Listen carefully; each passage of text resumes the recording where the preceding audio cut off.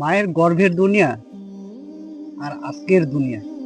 মায়ের গর্ভে থাকাকালীন আমার একটা পুরো দুনিয়া ছিল। খাবার আসতো, শ্বাস চলতো, নিরাপত্তা ছিল। কিন্তু তখন আমি এই পৃথিবী সম্পর্কে কোনো কল্পনাই করতে পারিনি যে এমন একটা পৃথিবী আছে। মায়ের গর্ভে যদি আমাকে কেউ বলতো তোমার মায়ের গর্ভের এই দুনিয়া থেকেও একটা পৃথিবী রয়েছে, সেখানে আছে আলো, আছে আকাশ, আছে নানান রকমের মানুষ, তখন আমার কাছে সেটা অকল্পনীয় মনে হতো। কিন্তু আজ বুঝতে পারছি গর্ভের জীবন ছিল প্রস্তুতি জীবন, আসল জীবন ছিল মায়ের গর্ভে। তাহলে ইসলাম এই দুনিয়া সম্পর্কে কি বলে? ইসলাম বলে এই দুনিয়াও শেষ গন্তব্য না, এটা আবারও একটা প্রস্তুতি মাত্র। মায়ের গর্ভ থেকে দুনিয়া, দুনিয়া থেকে কবর, কবর থেকে হাসর, হাসর থেকে জান্নাত জাহান্নাম।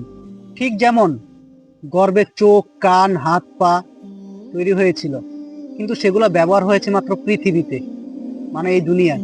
ঠিক তেমনি এই দুনিয়ায় ঈমান, আমল, ধৈর্য তৈরি হচ্ছে, যার ফল দেখা যাবে পরের জগতে। আমরা কেন এটা কম ভাবি, কেন ভাবি না? এর পিছনে তিনটা বড় কারণ। মূলত আমরা এটা চোখে দেখি না। মানুষ শুধু যেটা চোখে দেখা যায় সেটাই বিশ্বাস করে। কিন্তু আমি তো গর্ভের জীবন কখনো দেখিনি, তবু কিন্তু এটা ছিল, গর্ভের জীবন কিন্তু ছিল।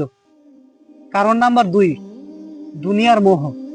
খাবার, টাকা, নেশা, ব্যস্ততা, এগুলো আমাদের মনে এমন ভাবে ঢুকে যায় যে পরের জগৎটা ঝাপসা হয়ে যায়।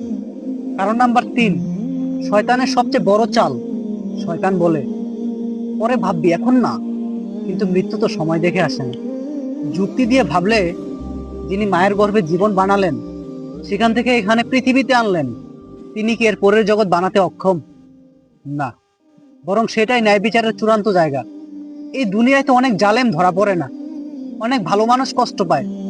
তাহলে ন্যায় বিচারের সম্পূর্ণ হবে কোথায়? পরকালে। আমার এই কথাগুলো একটু মনোযোগ দিয়ে আপনারা শুনবেন।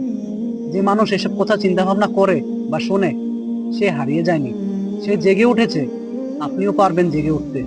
এই ভাবনায় অনেক সময় মানুষকে গুনাহ ছাড়তে, তওবায় ফিরতে সাহায্য করে। মায়ের গর্ভ যেমন শেষ ছিল না, এই দুনিয়াও শেষ নেই। এটা হলো পরীক্ষার হল, বা কোনো স্থায়ী ঠিকানা নয় এই পৃথিবী। আমার এই ভিডিওটি জানি না আপনার কেমন লেগেছে। যদি বিন্দু পরিমাণ অনুশোচনা হয়, অনুরোধ করবে কমেন্ট বক্সে একটি কমেন্ট করুন এবং একটা ফলো রিয়েক্ট দিয়ে রাখুন। আসসালামু আলাইকুম ওয়া রাহমাতুল্লাহি ওয়া বারাকাতুহু।